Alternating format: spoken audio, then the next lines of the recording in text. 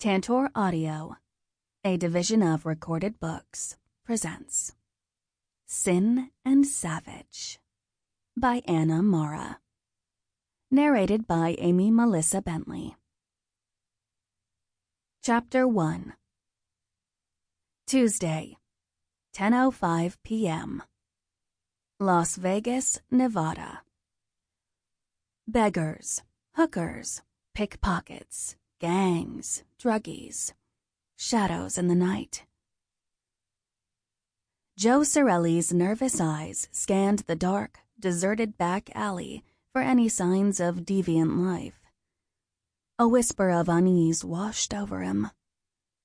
At 68 years old, he was well past his prime, and his short, pudgy frame wouldn't put up much of a defense if some young punk decided to attack him from behind.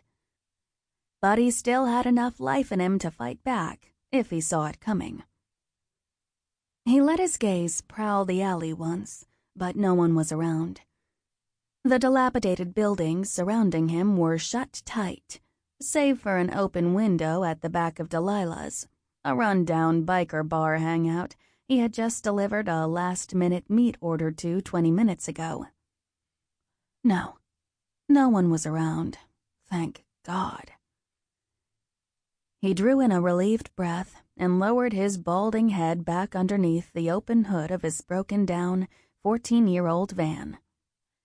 Outside of the flashy, touristy casino strip, downtown Las Vegas at night could be a scary place, and if anyone would know that, it would be him. After all, hadn't he lived his whole life in this Sin City of a town? He'd drawn his first breath here, and would probably, one day, draw his last, too. But he didn't want that time to be tonight. No, definitely not tonight.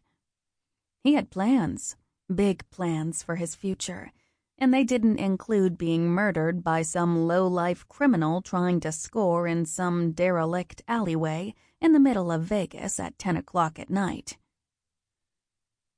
He lowered his eyes again to the radiator hose, and with his grease-stained right hand, gave it another yank. If only he could get this stupid engine working again, he could drive out of here and be home in time for his nightly call with his sweetie pie. Exasperated, Joe sighed and shook his head. He should have listened to his buddy Mickey, and had the raid hose changed last week when the garage owner suggested it. Suddenly, a loud crash, which sounded like something metallic being thrown against a wall, pierced the silence. Joe jerked up in surprise, hitting his head on the open hood of his van. "Ah," he moaned, as his hand rubbed the sore spot on his left temple. "What the—" The words were barely out of his mouth when he heard another crash, this time sounding like wooden chairs being violently shoved out of the way. His breath lodged in his throat, and he froze, as his rapidly blinking eyes zeroed in on the open window of Delilah's. He instinctively knew that's where the commotion was coming from. Light streamed out through the open portal, along with muffled, angry voices. Having delivered his butcher shop orders to the hangout for the past 5 months, he knew that whatever was happening in there was happening in the small back office where the owner, Snake, kept his desk, along with a couple of dilapidated filing cabinets and a rumored stash of guns and drugs. "You think I care, moron!" The gruff words were shouted at full decibel by an adult male from within the bar. "You've been holding out on me, stealing and keeping a larger piece of the pie for your miserable, low-life self. I know it." "Yeah, Willie told us all about it." A second male's voice rang out through the open glass. No, please. I'm not holding back, Snake. I swear." The third man pleaded in a choked, anguished voice. Joe's hands turned clammy, as his heart kicked into warp speed. He knew that voice, the one who was begging. That was Dirty Dan, a small-time pawn shop owner on the other side of town, and a good friend of his. Why, they'd known each other for some 20 years. But Joe also knew that his friend was secretly running stolen guns through his pawnshop business for the Sons of Perdition Biker Club, to whom this bar belonged. In fact, it had been Dirty Dan who'd gotten this dive hangout to become a customer of his butcher shop months ago. "Run," his brain screamed at him. "Run now." But his feet were cemented to the spot. He couldn't run, and he shouldn't run. What if his friend needed help? Willing his body forward, he crept to the window and stood beneath it. The small pane was located a good 6 feet up from the ground, and Joe, being only 5 feet tall, was too short to reach it. He spotted a plastic recycling box in a corner of the building. Tiptoeing to it, he picked it up and, turning it upside down, gingerly positioned it underneath the sill. He cautiously levered himself up and peered into the opening. Joe felt the blood drain from his face. A wave of nausea climbed up his throat as he witnessed Snake, a big-as-a-bull, iron-muscled thug sporting a bald head and goatee, holding a knife to Dirty Dan's throat. His colorful snake tattoo, which encircled his right arm from the top of his shoulder to the tip of his wrist, was clearly visible, as was his meaty hand that was gripping the blade, ready to execute a death sentence on his friend. His second-in-command, a smaller but equally brutish biker named Rocker, had the pawnshop owner's head trapped in a vicious headlock. Rocker squeezed Dirty Dan's throat hard. The older man gasped for breath, and his bloodshot eyes bugged out even more. Snake pressed the long knife deeper against Dan's skin, as his black eyes glistened with excitement. "God forgives. We don't," he stated. Bringing the dagger down, he thrust it into Dirty Dan's belly. As blood gushed, he pulled the blade out and stabbed him again, and again, and again, and again. The pawnshop owner's face contorted into a silent scream. Terrified, Joe gasped. A shaking overtook his body, and he went weak at the knees. He knew his friend was dead.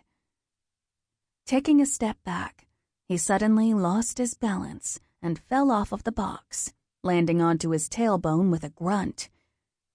In a split second, Joe staggered up and ran for his life down the dark alley towards the street. He had to get away as fast as his short legs could carry him if he didn't want to meet a similar fate like his old pal had tonight. Back inside the bar office, Snake had heard the ruckus outside. "What was that?" he yelled at Rocker before rushing towards the back door. Still clutching the bloodied knife, he emerged into the open air just in time to see Joe running into the street and disappearing from view. "It's Joe Sorelli," he screamed at his flunky. "Get him!" Chapter 2. Wednesday, 3:30 p.m. Gideon, Texas. The school buzzer rang out, signaling that all classes at Bradford Elementary School were over for the day. 27-year-old Victoria Alexandria Jones, known to everyone as Tori, looked over her class of kindergarten children with a satisfied smile. "Okay, everybody, always remember to play nice, and I love each and every one of you. Class dismissed." As the children gathered up their crayons and drawings, parents and caretakers were already waiting outside in the hallway for the kids to emerge. Colton, A shy 5-year-old boy ran from the back of the class to where Tori stood beside her desk. The child approached, and Tori bent to his eye level, instinctively knowing he wanted to tell her something of great importance, since the boy rarely spoke. She flashed him a gentle smile of encouragement. "Yes, Colton?" "You're pretty," he whispered, before running out the door into the waiting arms of his grandmother. Tori let out a deep sigh of relief as he left. Those were the first words she'd ever heard that child speak, besides an occasional yes and no. Now, if she could only get him to interact more with the other children, he'd do just fine. She made a mental note to speak to his parents again about what could be done. As she gathered up her papers on her desk, Cassie Platt, a fellow teacher and close friend, walked in. "Tori, my mom thanks you for the beautiful lilies you sent." Tori nodded. "Tell her I'll come visit soon. How's her leg?" "Sore. It's going to be in a cast for a while, that's for sure. But that'll teach her to stop running for the bus." A lesson she's now learned the hard way. "Oh, yeah. I told her buses are like men. Let 'em go because there's always another one on the way." A devilish twinkle sparkled in Cassie's eyes. "Speaking of which, Deb, Gloria, and myself are going to Splays tomorrow night. Wanna come?" Splays was the newest nightclub hotspot in Gideon, Texas, the small town where the girls lived. Gideon, with a population of 10,642, was a sleepy corner of the world that sometimes it seemed time had forgotten. Even though it had begrudgingly shifted into the 21st century with cell phones, internet, and fast food, everyone still knew every neighbor on their block by first name, and no matter where one went in the small town, you were always guaranteed to meet someone you knew, whether you were buying groceries downtown at Smitty's, getting stamps in the local post office near Fraser's beer joint, or serving potato salad at the annual church picnic in July. Tori, the only child of Pastor Denby Jones and his wife, Clara, had been born and raised here, and she loved it. Small-town Texas was in her blood.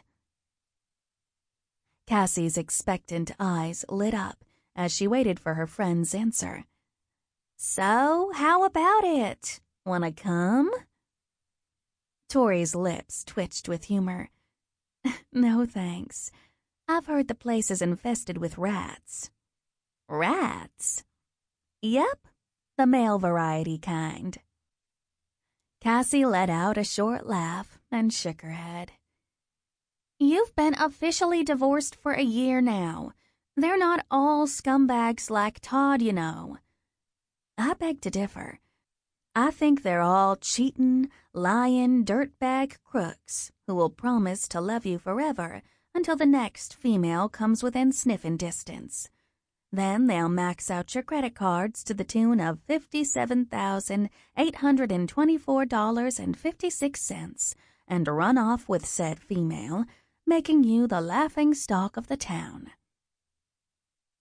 Cassie lightly touched Tori's arm to comfort her. "No one in Gideon is laughing at you, Tori. Know that.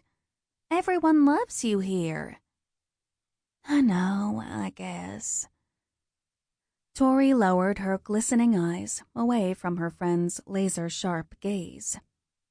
She didn't want her to see how deeply her ex-husband had hurt her when he'd left like that. And then to leave her with all those debts that she was still trying to pay off? Well, it was just too humiliating.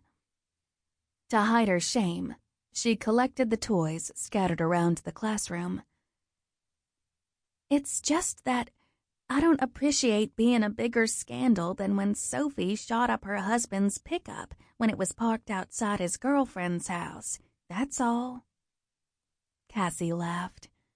Yeah, you did beat her on the scandal meter for sure. But how are you ever going to meet another man and get married again, girl, if you don't put yourself out there anymore? I'm not. I'm not interested in meeting any men right now, and I'm certainly not interested in ever getting married again, that's for sure. Cassie studied her friend's set expression and shook her head in disbelief. Tori could have any eligible bachelor in Gideon if she wanted. Why, just the other day, hadn't Bobby, whose family owned the successful Sims hardware store, slyly asked her if Tori had a new guy in her life yet? Even though she was only 5'2", the beloved schoolteacher had a petite, curvaceous figure that had captured the attention of many a male in the small town. But it was her regal bearing of strength and her willingness to help any soul in need in the community that had made them always treat her with respect. She had a cap of glossy, shoulder-length blonde hair, an angelic round face, and a fine, straight nose, and a stubborn tilt to her chin that telegraphed that she was nobody's fool. Until her ex-husband had made her into one, of course. But even that had had no effect in how the men of Gideon felt about Tori.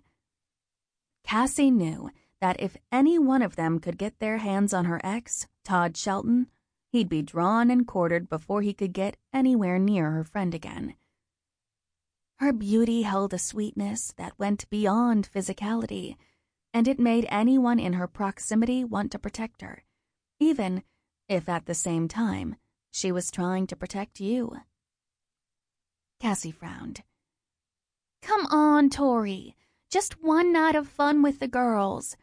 Don't let this extra long weekend go to waste.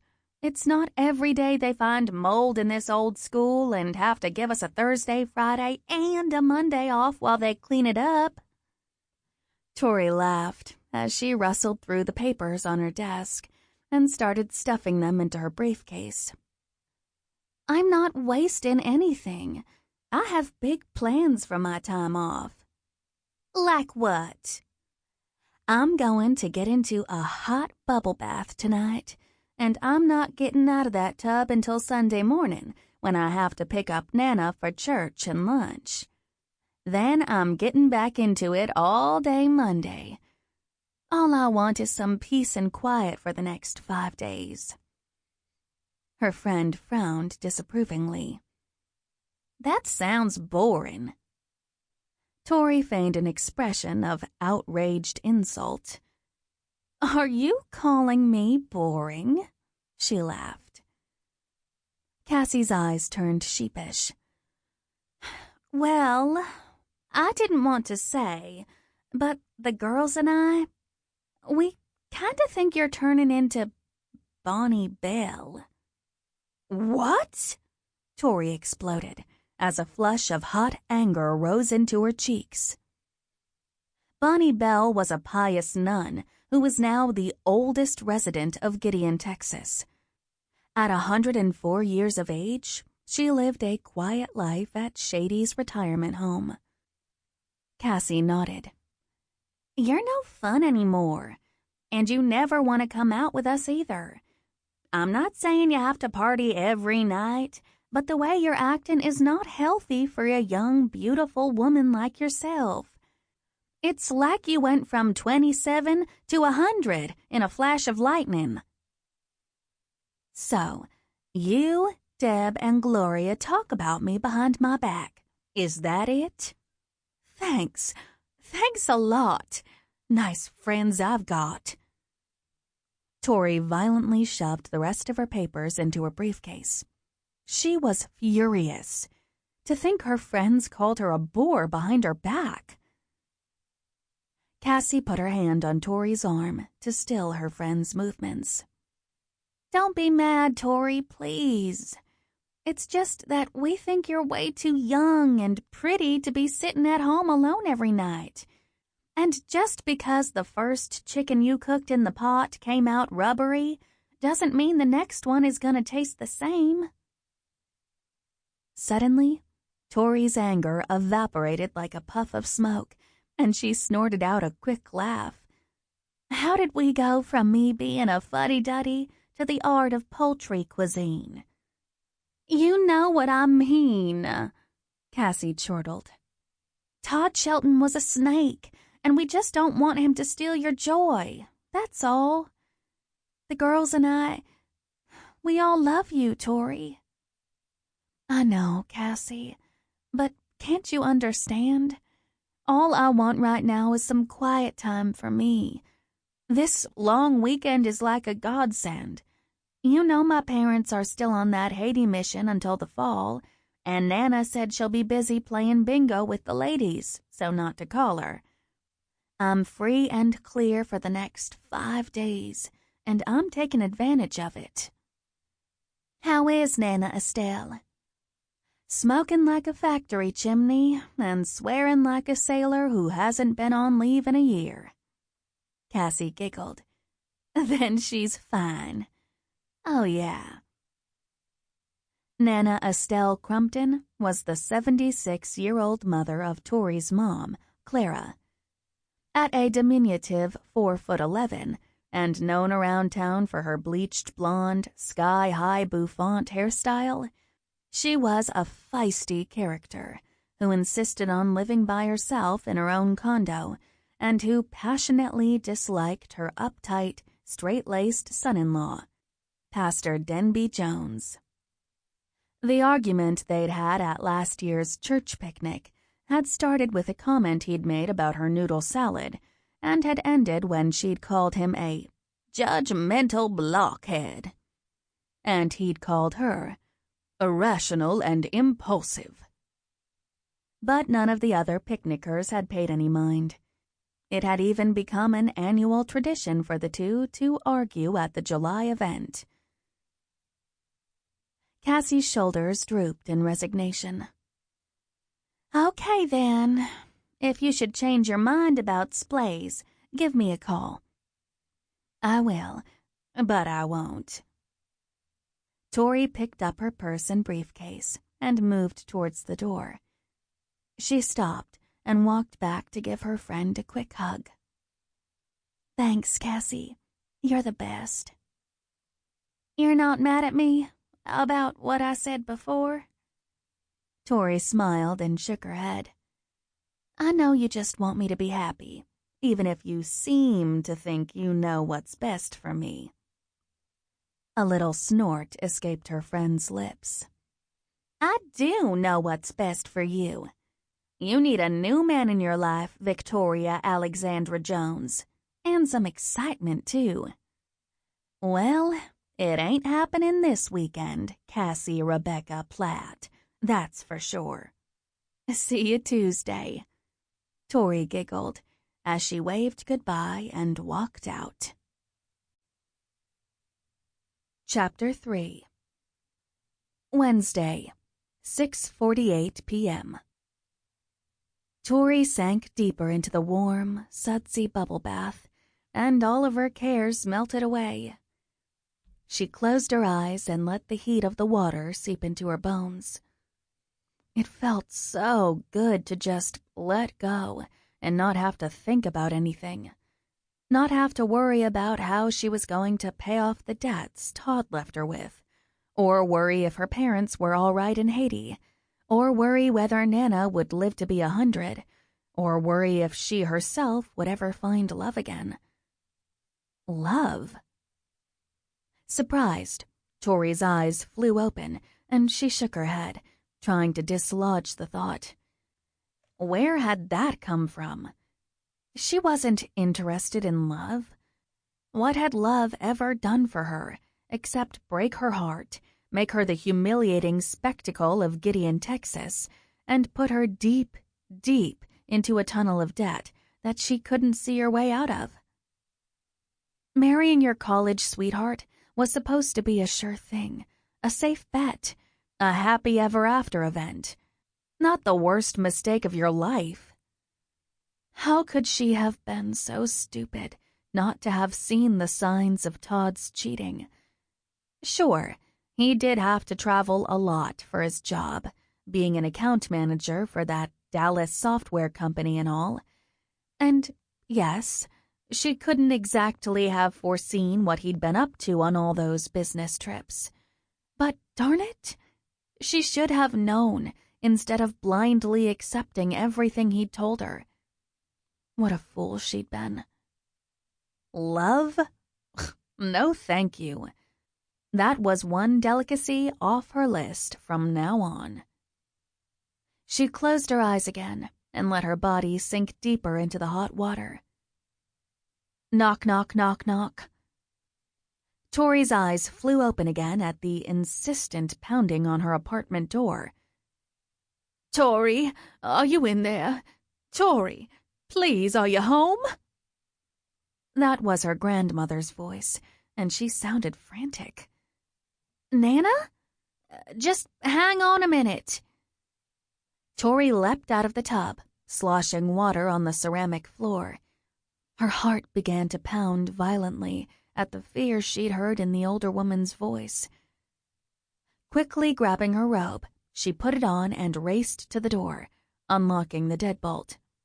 Just a sec.